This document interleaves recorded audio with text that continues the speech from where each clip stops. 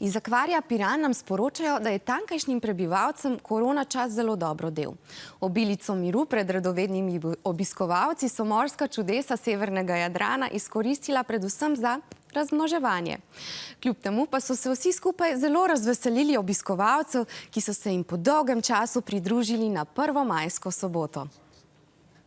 Zaradi omejenega časa dela smo v akvariju Piran izvajali le najnujnejša opravila, ki omogočajo primerne življenjske pogoje našim oskrbovanim živalim. Večina živali je uživala v miru in tišini in izkoristila zasebne trenutke tudi za izkazovanje ljubezni in nadaljevanje svoje vrste. Nekaj težav smo imeli le z organizmi, ki potrebujejo našo pozornost vsak dan.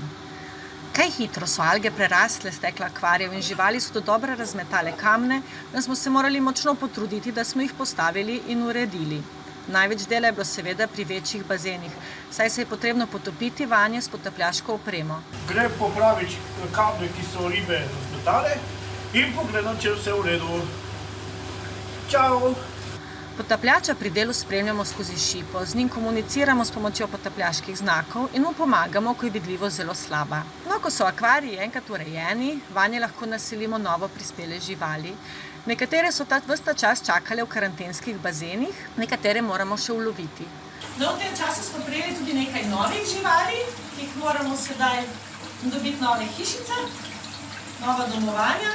To je naš največji samotarec, velik rdeči samotarec. Kot vidite, ima na hišici pritrjene tudi stražne vetrnice, s katerimi živi v sožitju. No, izbrali smo v ta akvarij s temi živalmi, ki živijo tukaj, se bo dobro razumel, tako da ga bomo spustili tukaj in opazovali dalje.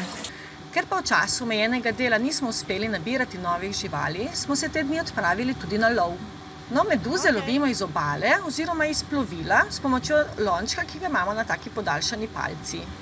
Še pred nekaj tedni je bilo morje polno uhatih klobučnjakov, ki pa so se letos žal že umaknili. Srečo smo imeli le pred Pacugom, kjer smo ujeli tudi manjši morski klobuk. Kot lahko vidite na posnetku, mu je naš akvarij ugaja in ima ustna ramena polna oranžnih planktonskih rakcev, ki smo mu jih ponudili. Pridnene organizme večinoma nabiramo med potapljanjem ali pa s pomočjo manjše vlečne mreže, to uporabljamo predvsem pozimi, ki smo jo naredili sami. Ujete živali tako razvrstimo in ločimo po skupinah in jih spustimo tiste, ki jih ne potrebujemo. Vse živalim vedno določimo vrsto, jih popišemo in jih po prilagoditvi spustimo v predvidene akvarije.